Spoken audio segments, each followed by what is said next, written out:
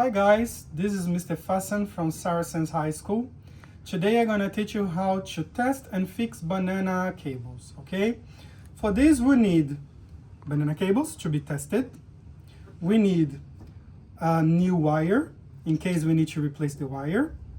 We need a cable cutter and isolation remover, mini screwdriver, and we also need a multimeter, okay?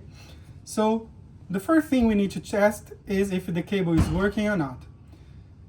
There are two ways to test it. The first way to test is using a multimeter, okay?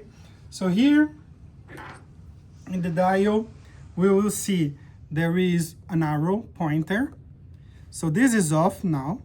So if I rotate, I can pick and choose one of the options by the symbol. We're gonna rotate up to this option here. This option is the testing option. How I know that is a diode and a sound signal, okay? So we're gonna rotate this until that. It's gonna show 1 at the moment. And then I'm gonna take my wire. I'm gonna connect the first connection in common, and then in the second hole. The second hole is the small fuse, so it's 4 milliamps fuse. So we're gonna place the first connection here and the second connection here.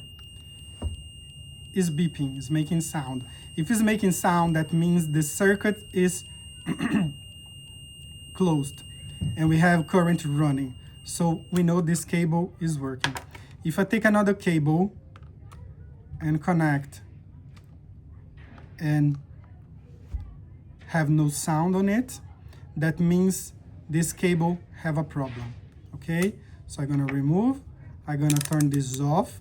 Every time you're not using the multimeter, turn this off to not waste battery. So how I know where the problem is? The problem can be inside the wire, the problem can be in the connection, or the problem can be in the connection between the wire and the banana connection. How I do to test, okay? I take this and just give some pressure pulling aside.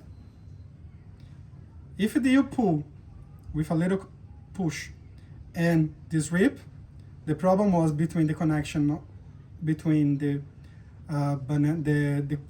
connection and the wire. The other wire should be okay, so I'm able to push and it's not ripping out. So now I need to remove the old connection, the old part of the wire that was exposed, and then I need to use the common sense.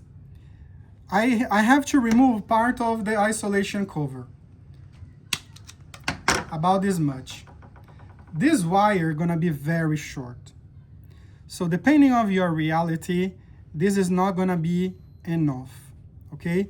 So you either can use that for a small connection in the circuit, or you can cut a new wire, fresh wire, longer enough for what you need. For example, you can take the wire you currently use and measure along and see the same length. And then you remove the 2 connections and change for the wire. For us here, we use these little wires for a small connection, so we're gonna use this. So now the wire is exposed. I give a small rotation in the wires to keep all together.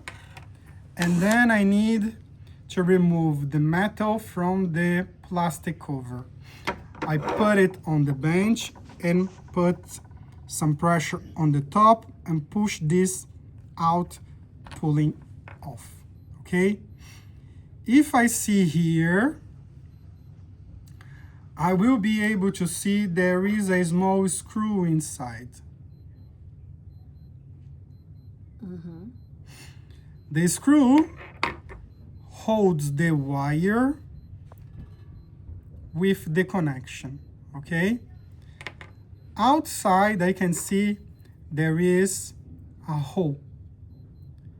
This hole where I gonna pass through my bare copper wire, okay? So the first thing to do is take my screwdriver, small enough to fit inside my connection, and I'm gonna open the screws, sorry.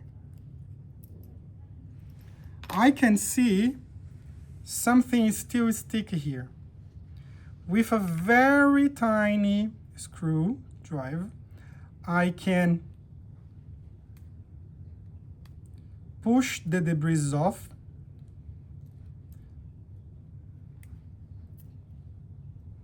removing any kind of debris that you might have inside, making the hole clear.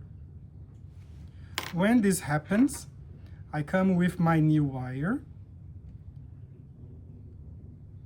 put it here, then I bend it a little close to the metal, put then in this position. So this is gonna be the wire position when I place back the cover. And with my screwdriver, I'm gonna tight the screw inside again.